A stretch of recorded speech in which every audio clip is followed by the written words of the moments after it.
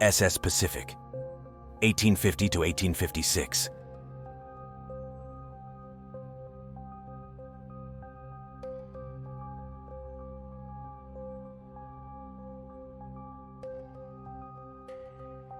Pacific, Part 1, Construction. In 1849, Pacific was built by the shipbuilding company Brown and Bell in New York. On February 1, 1849, Pacific was launched. The ship had a length of 86 meters. In 1850, the ship's construction was completed.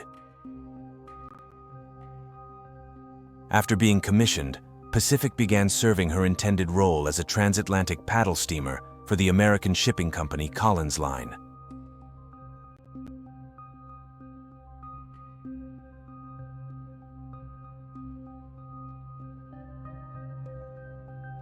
Pacific, Part 2, A Prominent Career. Pacific was built to sail the New York-Liverpool route. On May 25, 1850, Pacific departed New York, bound for Liverpool, commencing her maiden voyage.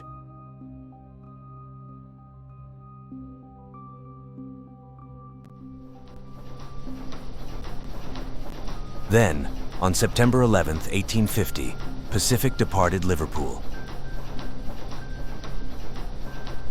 On September 21, 1850, just 10 days later, Pacific successfully arrived in New York at record speed. After completing this voyage, Pacific won the Blue Ribbon for the fastest transatlantic crossing of the time.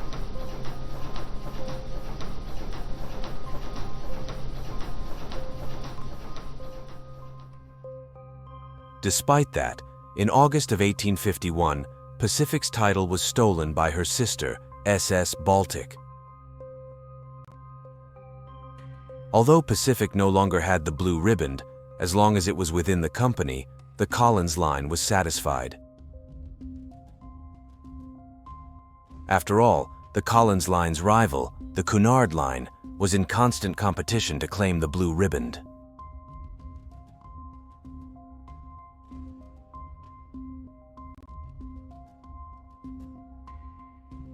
In March of 1853, while sailing through a fierce storm, Pacific came across the capsized bark Jesse Stevens. Pacific wasted no time in rescuing all 16 crew members on board Jesse Stevens. As a gesture of gratitude, a fundraiser was later organized in honor of Pacific's captain and crew.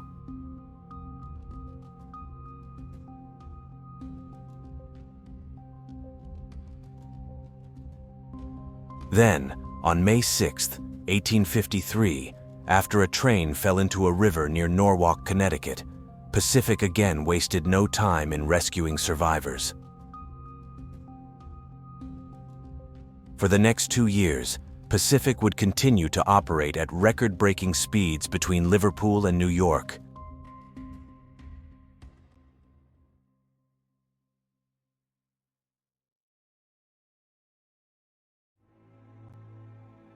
Pacific, Part 3, Bad Omen.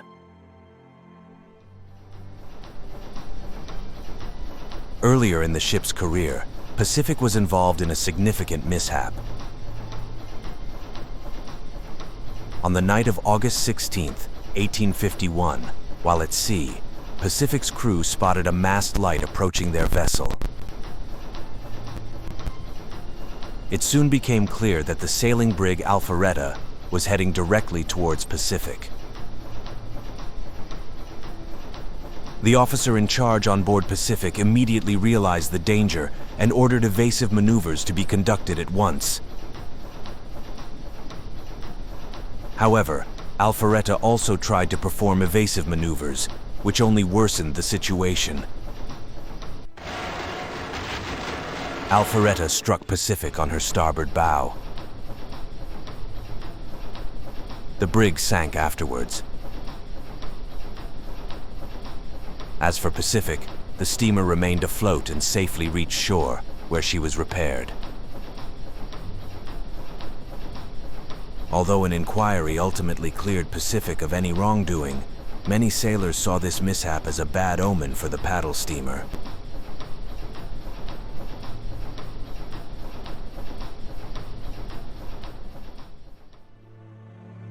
The eerie circumstances of this collision seem to foreshadow the tragic loss of Pacific's sister, SS Arctic.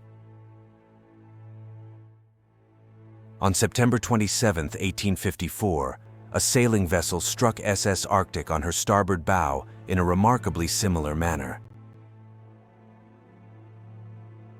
Arctic eventually succumbed to her damage and sank with the loss of most of her passengers.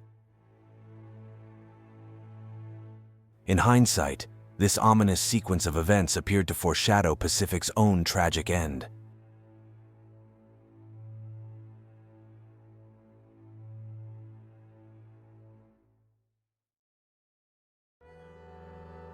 Pacific, Part 4, Final Voyage. On January 23, 1856, Pacific departed Liverpool, bound for New York. On board Pacific during this voyage were 45 passengers and 141 crew members. Among those on board included Bishop of Hartford Bernard O'Reilly and Chief Engineer Samuel Matthews.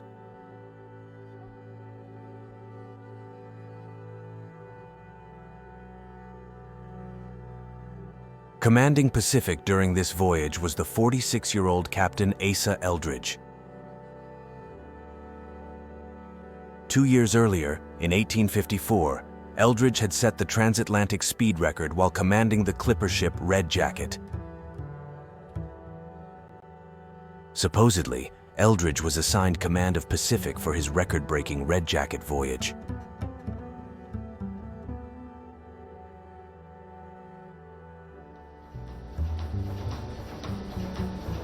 Pacific sailed down the River Mersey and into the Atlantic Ocean.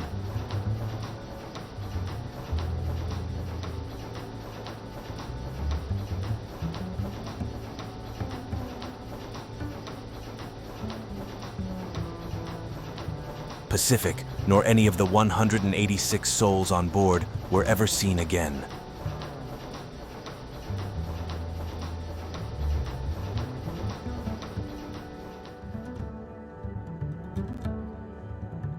Pacific, Part 5, A Mysterious Disappearance. Pacific was known for completing her voyages in as little as 10 days. It was therefore no surprise that some found it unusual when Pacific failed to arrive at her destination by February 2, 1856. Despite this, no immediate alarm was raised over the ship's absence.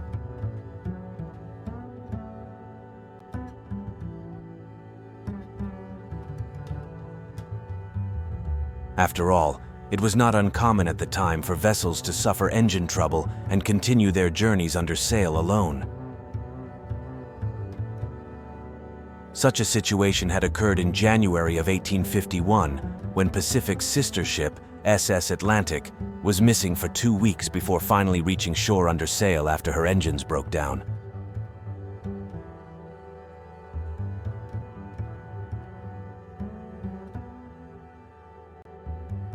Despite that, by mid-February of 1856, serious concern began to grow for Pacific's safety. Several ships were dispatched to search for the overdue paddle steamer. However, nothing was ever found. Pacific had just vanished without a trace.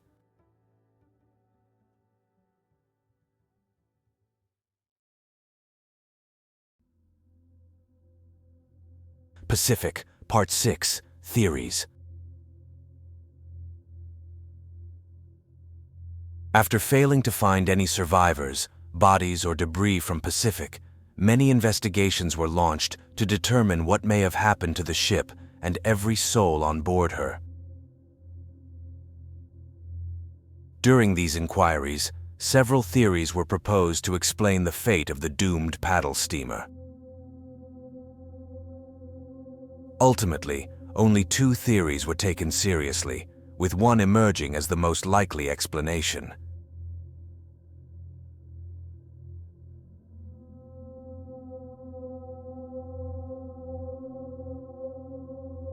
Theory 1: negligence. Initially, it was believed that inexperience from Captain Eldridge and Chief Engineer Matthews had sealed the ship's fate. After all, both men had only recently been transferred to Pacific and were making their second round-trip voyage on board her.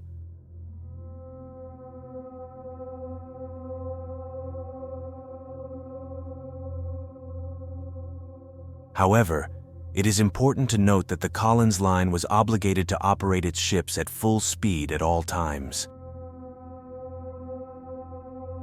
Although many sea captains of the Collins Line were wary of this regulation, Asa Eldridge was known for pushing his ships to their highest speeds. After all, in 1854, Eldridge had set the record for the fastest transatlantic crossing while commanding the clipper ship Red Jacket.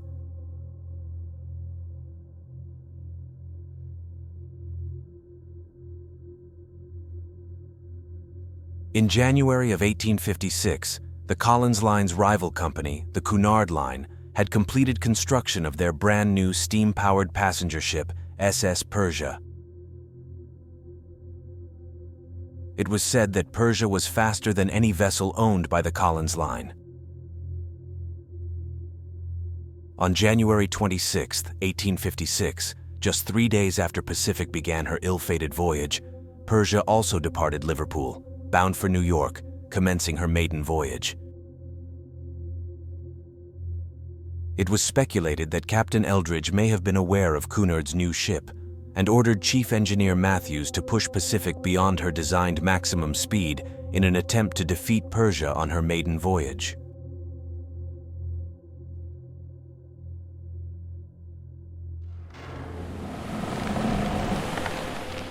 Such actions could have caused Pacific's boilers to explode, leading to a rapid sinking and leaving no survivors.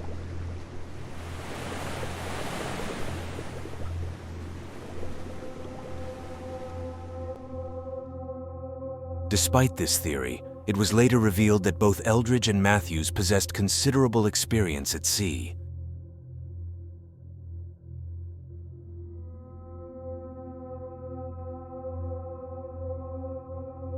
Eldridge had served at sea on board steamers since at least 1833, and Pacific was his fourth command.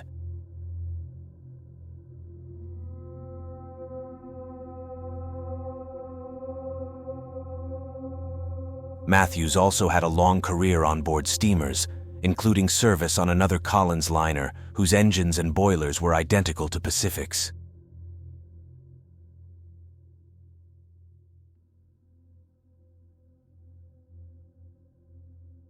It was therefore deemed unlikely that both men would have knowingly placed their vessel in unnecessary danger. For these reasons, Pacific's demise being related to negligence was eventually deemed to be unlikely.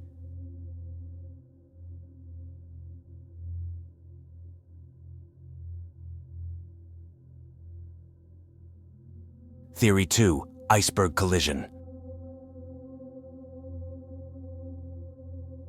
On January 30th, 1856, exactly 1 week after Pacific left port, a heavy iceberg field was reported on the North Atlantic Ocean. This ice field claimed several ships as its victims. For that matter, 15 ships disappeared without a trace while sailing at sea in January and February of 1856, including Pacific.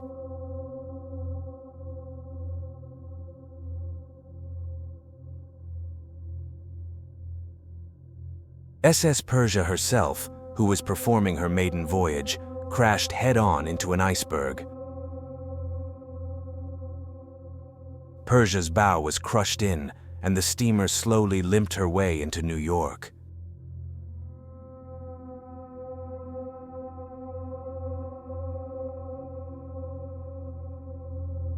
In March of 1856, after discarding the negligence theory, the Inman Line steamship SS Edinburgh came across saloon-class furniture floating in the middle of an iceberg field.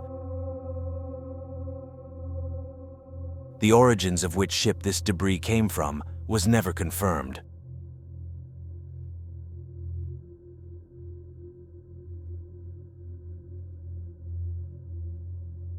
Following this discovery, the story of Pacific's mysterious demise gradually faded from public attention.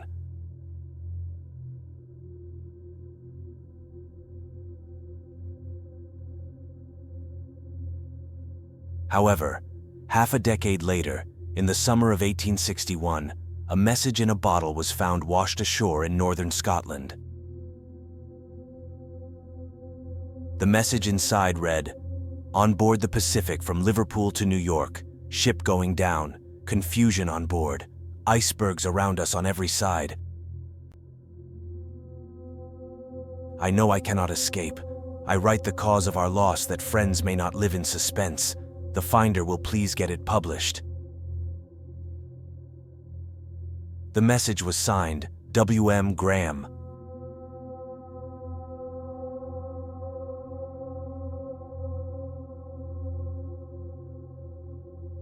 Although no date or time of the sinking was included, the message was eventually deemed authentic, as a William Graham appeared on Pacific's passenger manifest. Aside from this message, no other confirmed trace of Pacific was ever found. Due to company regulations requiring that all ships of the Collins Line travel at full speed at all times, it is likely that Pacific's crew sighted the iceberg too late to take evasive action. Today, thanks to this message in a bottle, the iceberg collision theory remains the most widely accepted explanation for Pacific's loss.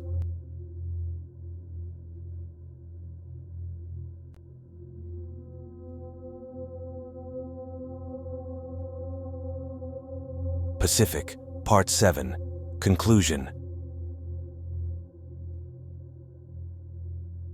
January 23, 2026 marks exactly 170 years since SS Pacific set sail into the unknown, never to be seen again. Despite all this time, her wreck has never been found. Given that 170 years have gone by, it is unlikely that Pacific will ever be found. Whether she struck an iceberg or not, we can gather that something went terribly wrong that caused the ship to sink with the loss of all on board. It must have been terrifying to the 186 souls on board, knowing that their ship was sinking and that nobody was coming to their aid. Rest in peace to all those who vanished with Pacific in January of 1856. May they never be forgotten.